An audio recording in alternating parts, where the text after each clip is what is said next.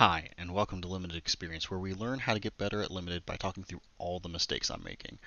My name is Jumbo, and today we're opening no packs. We are building our second deck from Markov Manor. Let's get started right away. So all I've done here is I've sorted all the cards we opened into color piles, and like I said numerous times, we will be checking out the white and red cards first, just to make sure there's nothing I missed here. Um, there's some good cards in this white pile. Makeshift Binding I really like. Forum Familiar I really like. Due Diligence is fine, I think. Um,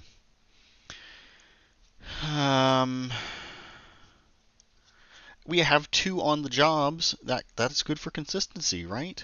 But this is a very small number of white cards. I don't think we can go white in good conscience here. Um, Similarly, there's not a lot of cards in this gold stack that are. I mean, we've got some good cards in here, but they're not. They're all different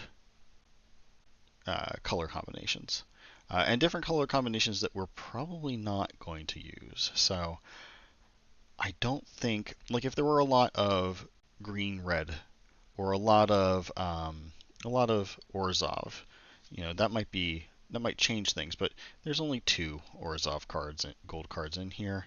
There's only is that the only one we have more than one of? Oh wow, no. There's two Rakdos cards. There's two Rakdos cards as well, but I don't think we can really consider those. There are a fair number of red cards, and we got two of them that have more than one copy, which is always tempting for consistency reasons. However, I don't know that there's enough in here to justify taking it. Lamplight Phoenix might do some good work for us, but we need to have things in our graveyard consistently, not constantly, but consistently, to make it really shine. So I don't know. The Gearbane Orangutan isn't nothing, right? Like, as long as we're making clues, as long as we're investigating, these these two modes rather of enter the battlefield effect aren't bad. Um, Goblin Mask Maker I really want to like, but I think excuse me, but I think that this card needs to be run with a lot of creatures that want to be played face down, or a lot of spells that want to be played face down, right? Because there are non-creature spells you can play in disguise. But it's only when they attack. There are 1/2, so that discount becomes less consistent later in the game when your opponent can just go, yeah, I'm going to just block your Goblin Mask Maker and kill it. And then you only get that discount for the turn, so it just if we were running a lot of disguise cards, maybe that would be good. But I don't think we're going to run red. Maybe if we look at our blue cards, but I'm not feeling it. So I'm going to take all of these. I'm going to move them off to the side.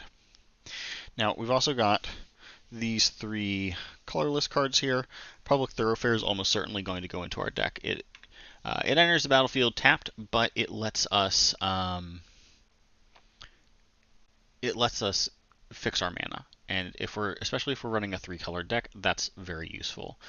Thinking Cap could be good, especially a 1/2 for 1 isn't bad, and especially if we're running lots of detectives, because then its equip cost is less. But I don't know. It's just not a card that ever excites me. If that makes sense, that probably doesn't make sense. I'm not sure that's a reasonable thing to say. Anyway, all right. But so Sanitation Automation. is fine. It's surveil. It lets us look at a card and maybe put it in our graveyard if that's the thing we want to do lots of.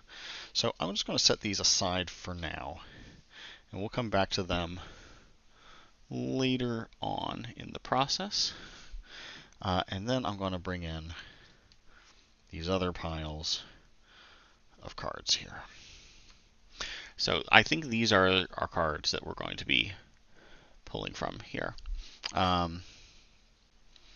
Doppelgang, Repulsive Mutation, Urgent Necropsy, Insidious Roots, just like absolutely for sure. Probably these two, just very, very good cards from the jump. Okay, so let's start with, do I want to start with blue, green, black? Which one am I least certain of? Blue? Let's start with blue. Alright, Coveted Falcon is the first one. When it attacks, we get control of a permanent we own but don't control. I'm not sure. Okay, let's keep reading. This has got a disguise for 1 and a blue. When Coveted Falcon is turned face up, target opponent gains control of any number of target permanents I control. Okay. Draw a card for each one they gained control of this way. Okay, so yeah. So we cast this guy face down for 3. And then we flip him up for 1 and a blue. And then we get to just give him a bunch of crap. If this works out especially well if we are in the same colors as our opponent, because then we could trade lands. Just like, oh yeah, here's all of my islands for all of your islands, or something like that, right? Then we get to draw a bunch of cards, and when we attack, we get to take those cards back. That's a solid inclusion.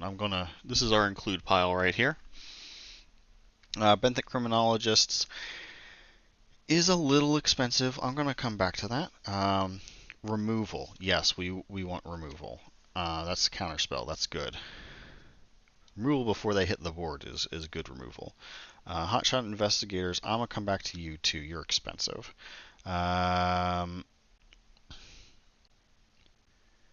Maybe I should be making 2 piles here. Creatures and non-creatures. So let's set you in there. Is this a thing I want? Investigate makes us a clue token and makes all of our opponents' creatures weaker.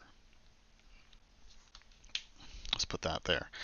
Exit Specialist. Yep, like that. Like getting past things. Projector Inspector. There's another one of these, aren't there? Yeah. 2 and a blue. And then when it enters under our control, or whenever the detective we control is turned face up, we can draw a card if we do discard a card. Put you here for now. Let's assume you're in the deck until you're out. This spell can't be countered. Tap up to 2 creatures. I think we'll probably cut it, but let's put it there for the time being. Living Conundrum, I don't think we're going to run it. I would like to, but I just don't think we're in a position to mill ourselves that much. Whenever Benthic Criminologist enters the battlefield or attacks, you may sacrifice an artifact if you do draw a card. I don't think we're going to run it because it's just too expensive, and I think we have better creatures than both of these. So let's set these aside for now, and let's look at green creatures next. Loxodon Eavesdropper. When it enters the battlefield, we investigate, and then second card each turn gets this guy +1/+1 and vigilance until end of turn. I'm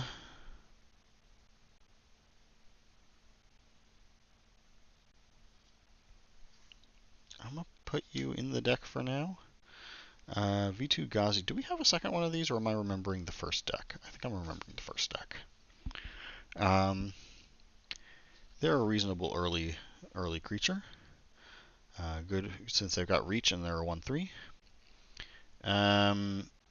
Covert Ambusher enters the battlefield is turned face up. Target creature blocks this turn if able.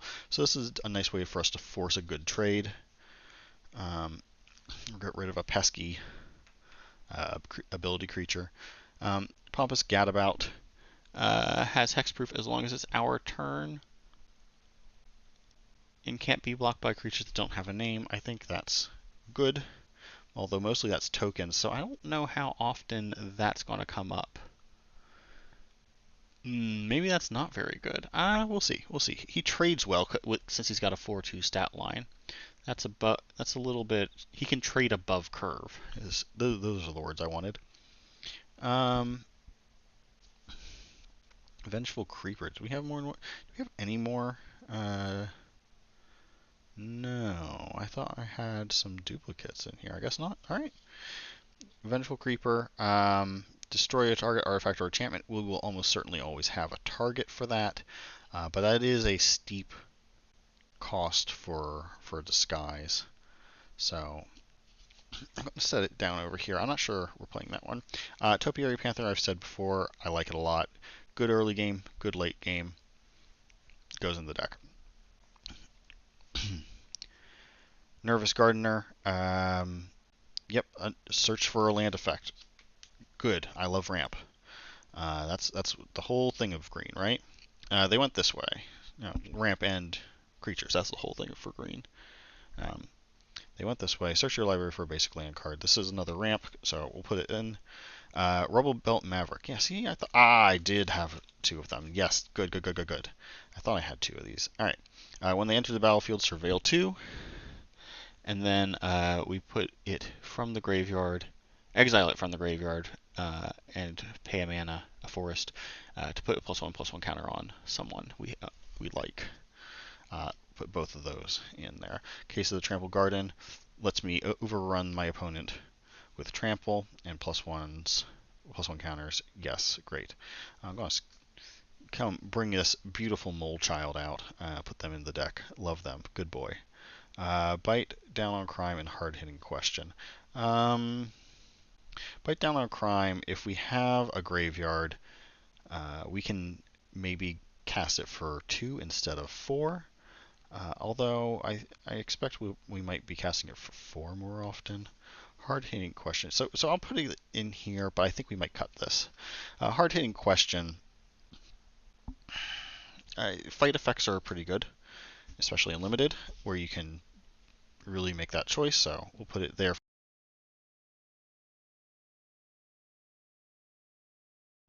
Okay, sorry, had another. My microphone is not happy with me today. I don't know what's up with that. But as I was saying, a fight effect is good. We'll take a quick. We'll put it in, but we might take it out. We'll see. We'll see what we've got. Long Goodbye. This is a murder that can't be countered. Great. As long as mana value is 3 or less. Illicit Masquerade, really good if we're going to run a lot of creatures. Just good if we don't run a lot of creatures. Case of the Gorgon's Kiss. 3 or more creature cards will put from the graveyards from anywhere this turn. And then we get a 4/4 Gorgon with Death Touch and Lifelink. So that seems good. Macabre Reconstruction. We've got at least 2, right? No, just 2. Do we have any other doubles here? I don't see any. Put both of those in. Repeat Offender, good. Lets us pump it. Whenever one or more non-token creatures die, investigate. This is a vampire that doesn't have flying. I'd like it more if it had flying, but it already has a lot. Let's come back to this guy. I think we keep him, though.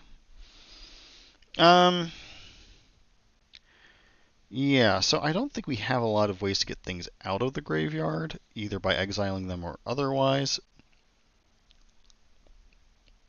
It's not bad, though. Just gonna set it aside here, though. Sacrifice a creature. This lets us put creatures in the graveyard. But I'm hoping we don't have to do that. To draw cards, at least. Alley Assailant enters tapped. But if we flip it for a lot, then it additionally gains us some life and loses the opponent some life. Let's put him in. Undercity Eliminator. Sacrifice an artifact or creature and then exile target creature and opponent control. Yeah, good. Get rid of those threats. When it enters the battlefield, target opponent exiles a card from their hand. Love that. You. Again. I think this is good, and this is a way, if we have a suspected creature, we can have them attack to mill ourselves, basically, to check what's on top of our library and give ourselves a chance to say, we don't want that, put it in the graveyard. Okay, so let's just organize those a little. And let's take a look at these gold cards again. Insidious Roots, we want it. Doppelgang, I want it. Repulsive Mutation, I also want it. I like +1 counters. What can I say? This one, what do you do again? You bring stuff out of the graveyard, right? Collect mana X, where X is the total mana value of permanents the spell targets. Destroy an artifact. Destroy a target creature. Destroy a target enchantment. Destroy one target planeswalker. Yeah. Hustle and Bustle. Target creature attacks or blocks this turn if able. Creatures you control get +2/+2 and gain trample until end of turn. I guess I'll put it in there. So Hustle is good when we want to kill something by forcing them to attack into us or by forcing them to block us. Creatures we control get +2/+2 and gain trample is good for just running down the opponent. And being able to turn a creature card face up without paying its disguise cost is also pretty good. Because we have some pretty good disguise effects, or some pretty good flip face up effects in this deck. I want to give this a chance. I think we give it a chance, at least for a few more minutes. And then this guy, Death Touch 3/3. When Rakish Scoundrel enters the battlefield or is turned face up, target creature gains indestructible until end of turn. Cool. Which could be really good with something like Bustle, right? So, okay, so we clearly have way too many cards. As a refresher, let me grab this handy sheet. As a refresher here, we want to find 15 to 18 creatures, 5 to 8 other spells, 17 lands-ish, and we want our curve to look something like this. 17 lands, I'm a little willing to break that exact number, but it should be at 17. I wouldn't go below 16. I wouldn't go further down than 16. And I don't think 18 is unreasonable either, but, for the other reason. If my mana curve is low, then I want to make sure I cast things on time, or if I have maybe some X spells, like Doppelgang, which is in here, maybe I run 18 lands and some fewer non-creature spells. I don't know. We'll see.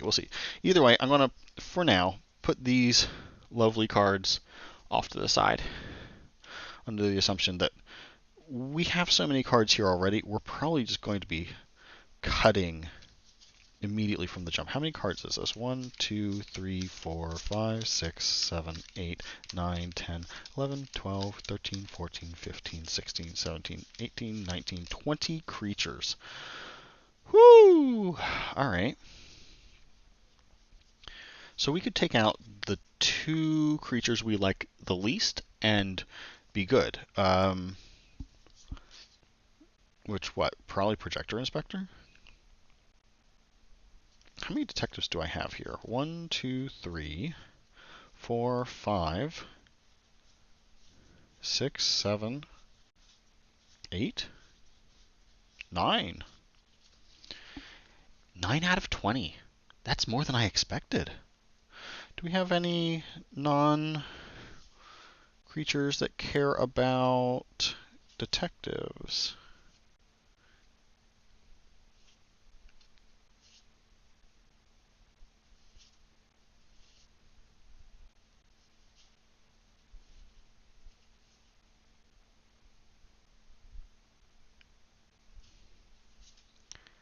missing someone? I don't think so.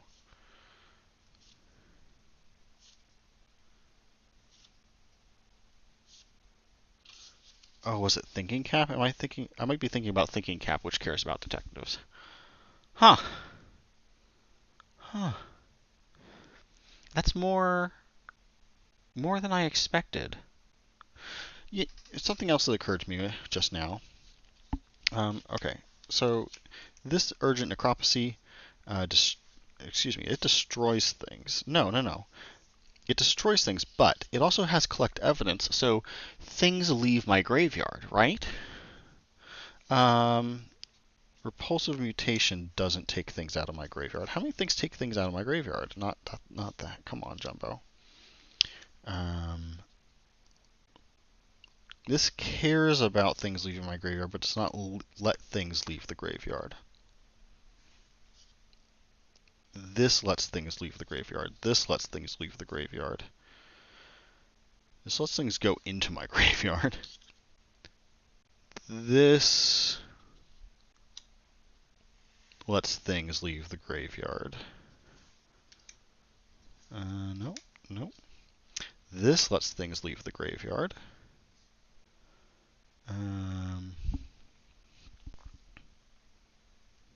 This doesn't let things leave the graveyard. I just like it. No.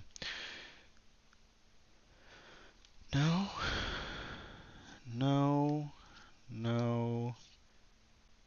No. And no. Alright.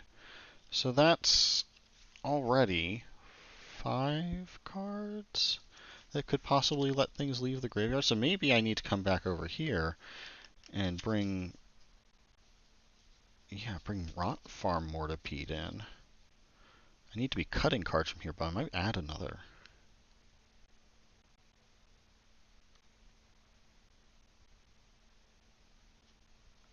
Menace and Lifelink ain't nothing to sneeze at either. Let's set that there for now. Who else can take things out of a graveyard? Nope. No.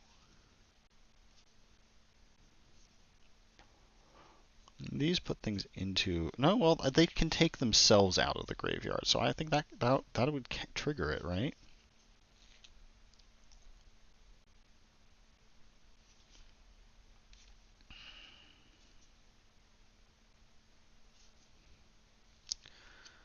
You.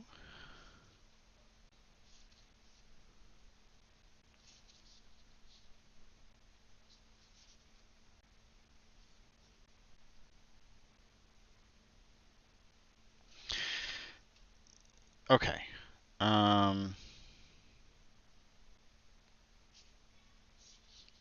This is pretty good. I think these projector inspectors might have to go, but or maybe I have too many big creatures, in which case Rakish Scoundrel could get lost. Okay. But so 8 cards potentially that let me get stuff out of my graveyard. That is not an insignificant number. How many cards care about that? 1.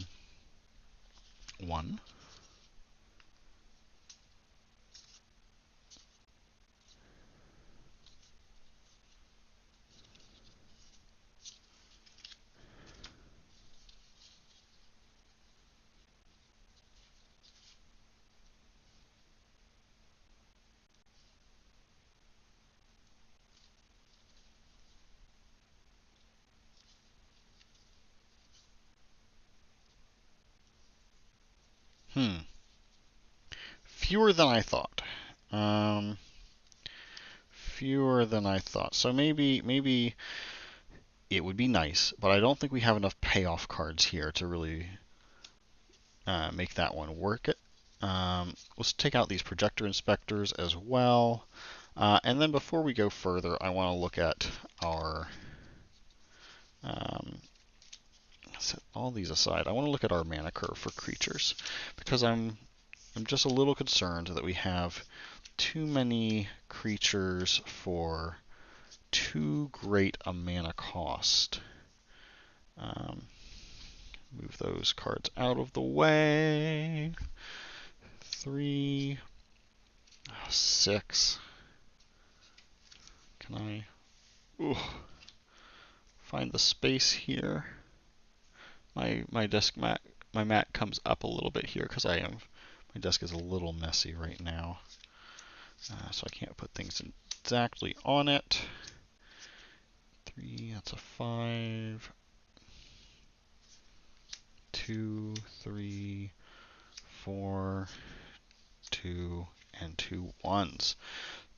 So this is our mana curve. It's a little long here, but that should be alright. The problem is I have all these non-creature spells. It's too many. So really on creatures, I think we don't have to do too much. We got rid of those 2 projector inspectors. That's fine. I think we're going to come over here and take this sanitation automation, which we were considering, and just set it aside. I don't think it's going to come into play here. 1, 2, 3, 4, 5, 6, 7, 8, 9, 10, 11, 12, 13, 14, 15, 16, 17, 18. We could leave it at this.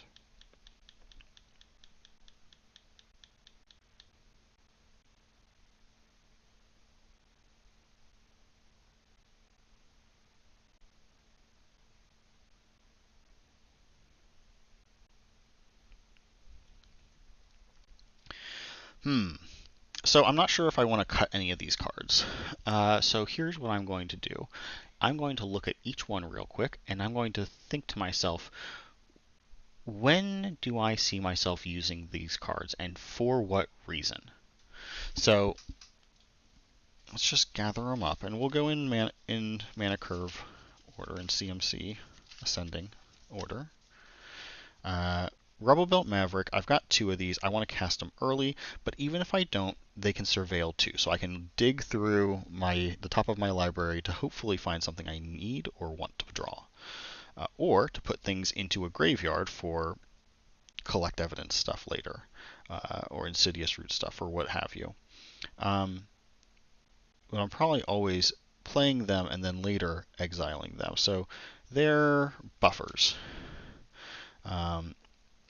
This Inspector, early game, it is just a good blocker. Late game, it's a kind of okay blocker. But you need a kind of okay blocker. So maybe this isn't very good. So I'm going to kind of... How do I represent this? We'll tap it. Unscrupulous Agent enters the battlefield. Target opponent exiles a card from their hand. This is just good. Mono black discard has been kicking my butt on Arena lately. I just got really bodied by a deck the other day in Constructed. So that's just making my opponent suffer. Whenever someone... Whenever 1 or more non-token creatures I control die, I get a clue once per turn. This seems great. So I'm going to put this under, gives me artifacts. This is getting big and getting through for damage. This is a threat.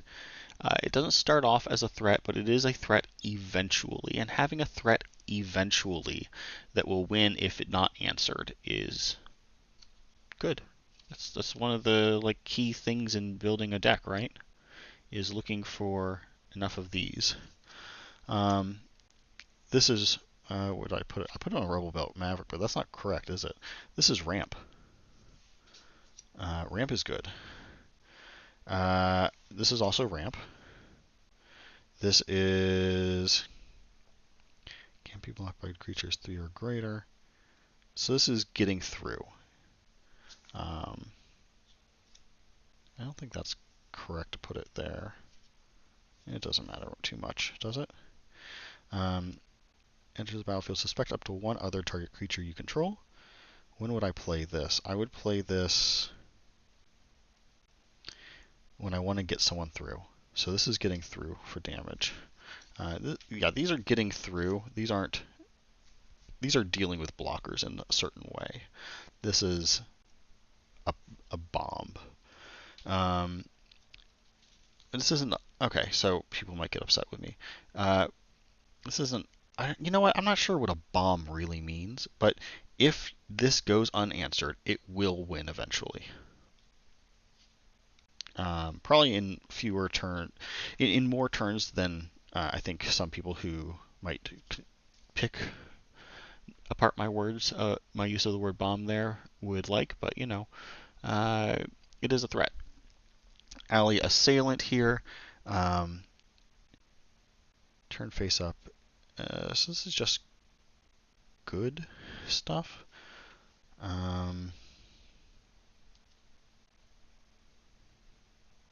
Although now I wonder if it's really. I wonder if it's really worth it.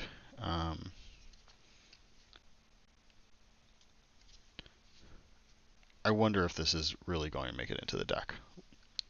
We'll see. All right, Pompous Gadabout. Can't be blocked by creatures that don't have a name. It's getting through. It's getting through. Is this a threat? It doesn't get bigger, but it's a little hard to remove. And yeah, this is a freaking threat, man. And plus, like, we've got some ways to blink things, right? To bounce things, or to put things back in our hand from our graveyard. If we could get this on the battlefield twice, oh man. This is as a like a turn 3 play. If we could like just swap all our lands with our opponents and then start taking them back, oh, be so nice.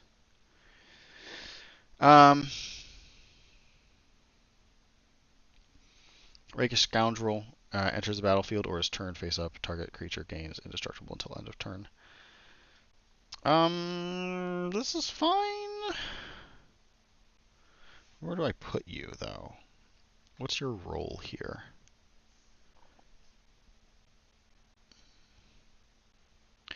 I guess you're here in Get Through. Because you can make someone indestructible, and you've got Death Touch, making it harder for them to attack. This elephant wants me to draw cards, which I'm not great at, and it also wants me to... But it also gives us a clue token, so that's fine. Undercity Eliminator enters the battlefield, sacrifice artifact or creature, exile target creature an opponent controls. This is making our... This is removal, and it's making our opponents sad. Okay. I think I had a hiccup where I accidentally stopped recording. Hopefully you didn't miss out on too much there. Anyway, Culver Ambusher here. Good for making sure that our we can get through. We can make a good trade. So let's do that. And then this guy is ramp, as well as a big body, a big threat, because a 6/5 trampler. Okay, so if we're going to get rid of anything, we got 18 creatures here total. And if we're going to get rid of anything, it should probably be one of these three I put in the tapped sideways. Of these, I think I am most... Ooh, sorry. Holding them just off screen. Of these three, I think I'm most happy getting rid of maybe Loxodon, Eavesdropper, just looking at the CMC and their stat lines. This Ally Assailant's a little hard to play, I think, because it's got a high disguise cost, but it does gain us 3 life and lose the opponent 3 if we can flip it up. Especially if we have that Bustle spell, which will let us turn something face up without paying its disguise cost, and Loxodon has the highest mana value of all 3 of these cards, and I'm a little worried our tail is a bit big. So, we're going to set the elephant aside. now we have 17, 1, 2, 3, 4, 5, 6, 7, 8, 9, 10, 11, 12, 13, 14, 15, 16, 17 creatures. Wonderful. Gonna set them aside a little and bring our non-creatures back up to the forefront. Now we have a really hard choice to make. We want to somehow get down to 5 to 8 non-creature spells. So let's see. If we have 17 lands and 17 creatures, that's 34 cards total. So we have 6 of these we can pick. Whew. How am I going to pick 6? Okay. Let's look. So Illicit Masquerade seems really good. It lets us take a bunch of stuff potentially out of our graveyard, and makes the things on our board stick around more. I rather like these also take things out of our graveyard, which is just, I'm going to move these a little further out of frame. This is a fight effect. This is a flexible destroy. Although we do have to collect evidence with this, which isn't the best. That might get this cut. Insidious Roots is just ramp and mana fixing. I really like I think I've mentioned this before, but my favorite color pairing is Simic. I love playing blue and green cards together. I love mana ramping. I love weird combo cards. So +1/+1 counters make me happy. So Insidious Roots really speaks to me here, just giving me all kinds of mana fixing. We've got a counter. I'm going to count this as removal, actually. Move that over there. I don't think I have any more ramp, but in non-creatures at least. This is a buff, and gets us a lot of clues potentially, which shouldn't be underestimated. I've made the mistake of underestimating clues in the past. This is Out Cold, I think, might get cut here. It's fine, but it's not great, you know. Eliminate the Impossible also might get cut. They went this way as ramp, but I think okay, let's keep going. This is a buff. This is a fight. Long Goodbye is removal, straight up removal. It can't be countered. Gorgon's Kiss is a creature once we solve it. And until then, it is 1 mana removal. But it has to be like I chump block something and then I can kill it. It's not bad though. Doppelgang is a potential win condition. Win condition pile, I guess. Repulsive Mutation. Put X +1/+1 counters on target creature you control, then counter up to 1 target spell. So it's both removal and a buff.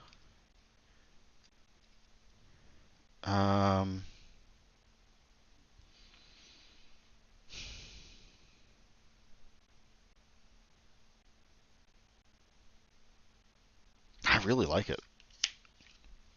I don't know. I put it on top of both, I guess. And then here, we're able to get through for damage, force a good trade, or give a bunch of creatures trample and go win. Oh, and I can only pick 6. Oh, this is hard.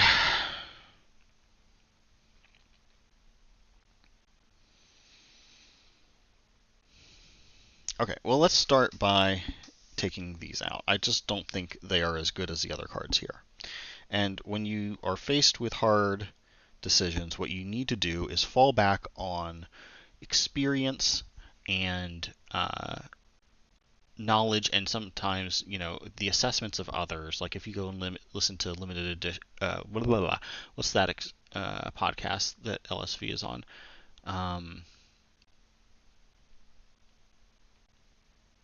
limited resources. There we are. Go listen to limited resources before pre-release, where the ones where they go through every card in a set and they judge, is this good for limited or not? How good is it? That stuff is what you should be falling back on in a situation like this. I don't have any of that at hand. I certainly haven't listened to anything about Markov Manor lately. So instead, I will do the only thing I can do, which is don't worry about it too much. Go with your gut instinct, because you don't want to spend too long here. When you're at a pre-release event, for example, you got to make this deck building process quick. And I'm drawing it out by talking through everything as much as I can, but also I still don't want to take too long. So okay, anything else that looks like it might be too much? This I kind of like, but also I think it's a little too expensive for what we're going to do, and I don't know how often I'm going to be able to collect evidence with it, even though if we had Insidious Roots down already, it would be really great to collect evidence with it. So I'm going to set it aside and just go with my gut here. These I think I want to keep. These I think I want to keep because I got a lot of pretty good creatures. So if I keep these 3 cards, which is half of my budget for this, for non-creatures, then I can recur a lot of my creatures out of the graveyard, and make them just really annoying for my opponents to deal with. I really want to make Doppelgang work. Maybe I should cut Doppelgang though. Hard-hitting question is also very tempting to keep.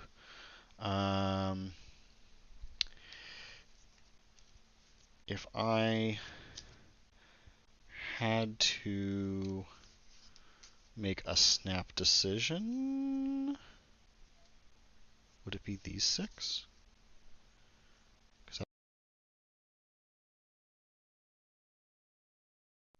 My goodness, this microphone is just not starting to give up the ghost, I think. So I got 3 removal. I've got 2 buffs and a removal, and I've got this one for making all my creatures give mana. Oh, but if every creature can tap for mana, Doppelgang's got to go in. It's gotta, because then I can just get a horde of creatures, even creatures that aren't mine. So yeah, I think Urgent Necropsy is going to get cut. I think I don't want to cut hard-hitting question though. I think I'm going to cut Hustle and Bustle, and they went this way. 1,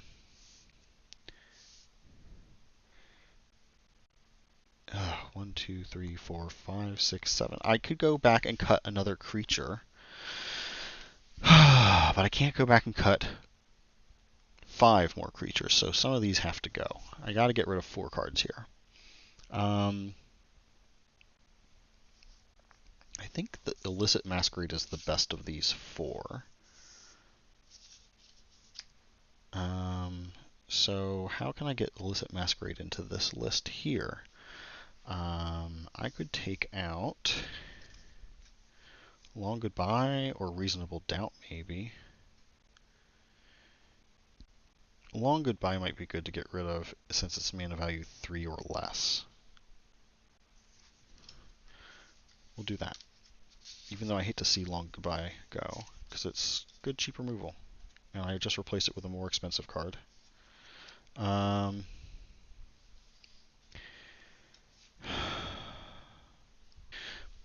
Okay, so I've laid everything back out here. I want to... I can afford 6 cards from my non-creature spell row here, unless I start cutting cards up here, and I think I'm going to. I think I'm going to cut an Alley Assistant, because we got rid of... I cut the Bustle card already, so I can't flip things face up for free, so that has less value now. And that'll let me take 7 cards down here. So I could take all of these, which are the ones I want for sure, and then these are the ones I'm not sure about. We've got... This is a 4, so this is actually something like this with Topiary Panther off to the side a little. I think that this is pretty good, pretty good. I think that I do want the recursion and I want hard-hitting question, but I don't think I can really justify taking more critters out of my graveyard for them, you know?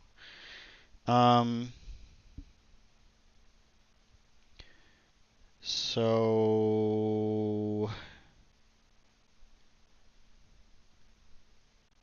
I've got 7 non-creature spells. Which do I want more? A macabre reconstruction or a hard-hitting question? I think I want the macabre reconstruction more. Although it would be nice to use the hard-hitting question on like the pompous gadabout to kill something. Let's see though. Target permanents. So it's not even, yeah.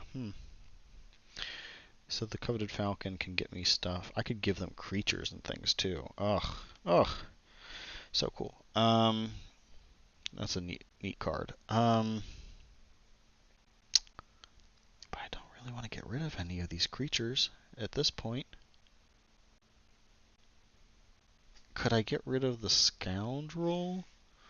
Maybe? That'd let me take one more of these.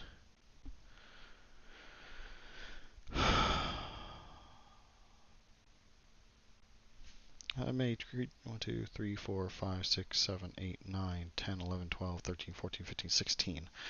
I don't want to go below 15. I don't want to go down to 15 creatures if I can help it. I definitely don't want to go below 15. It might be okay if I have all this recursion, though, if I take 2 macabre reconstructions.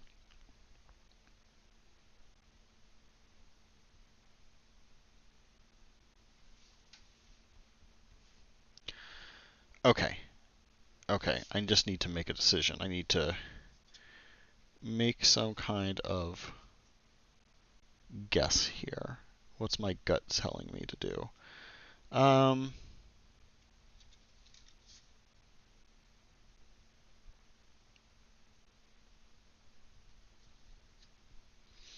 My gut says I want the recursion.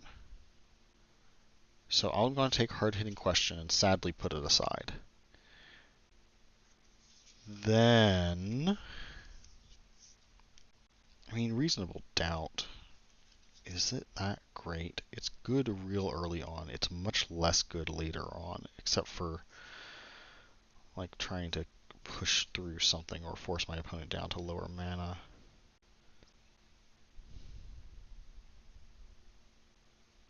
I don't think I want to get rid of Rakish Scoundrel. I don't want to get rid of this, because being able to just get something, make something, force a trade could be big. Enter the battlefield, you may sacrifice an artifact or a creature to exile a target creature opponent controls. Yeah, that seems really good. Although at 5, it's probably like answering a threat at that point. I wonder if that's it. I wonder if Undercity Eliminator is bad. No. Can I get rid of Clandestine Meddler? Suspect up to 1 other target creature you control. No. And then maybe turn face up, turn target creature to its owner's hand.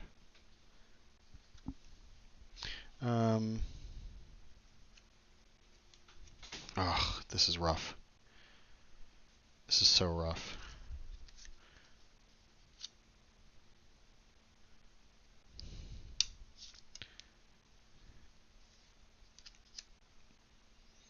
Do I take Vitu-Ghazi Inspector out? I think I have to. That lets me take this. So if I count everything again, 1, 2, 3, 4, 5, 6, 7, 8, 9, 10, 11, 12, 13, 14, 15, 16, 17, 18, 19, 20, 21, 22, 23. Oh, that would be it. Yeah, that would be it. I think that's it. Oh, it feels really bad, but I'm going to put this aside. Okay, land. Um, look real quick for any double pips. I've got two green double pips, a blue double pip, and a black double pip. Ooh, that's bad. So we're definitely going to run this public thoroughfare just to help with mana fixing. Insidious Roots is another mana fixing card for us, though. Hopefully that'll help out. We can also Topiary Panther to basic land cycle for anything we're missing. Um, but it looks like we'll want to run roughly even numbers of each land. Let's see, if I group these into color to cast, then what's that look like? Black.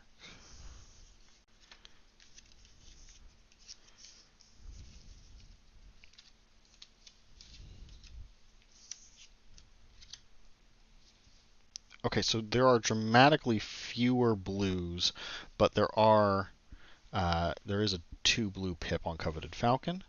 So we probably have fewer islands than anything else, and we just hope that our Insidious Roots or our Public Thoroughfare make up the difference. I get 17 lands, and this is one of them. So we'll do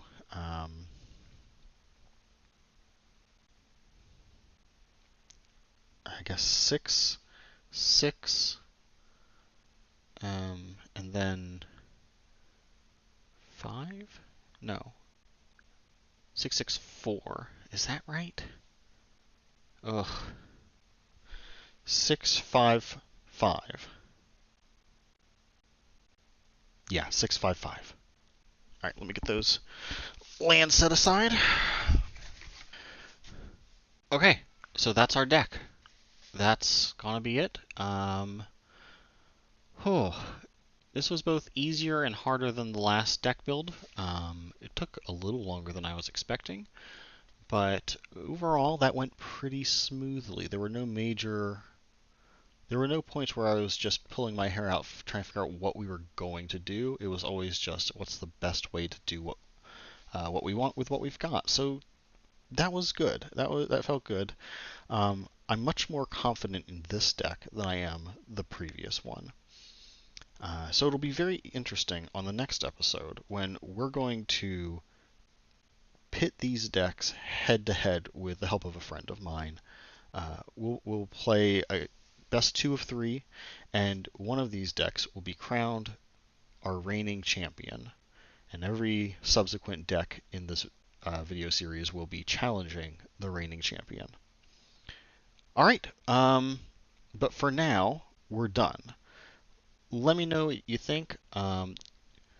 Tell me that I'm missing an obvious cut where I could have put macabre reconstruction, the other macabre reconstruction in, or hard-hitting questions. I'm sure multiple people are shouting at their screen right now what I've done wrong. But let me know down in the comments, and I'll voice my regret later. Thanks for watching, and I'll see you next time.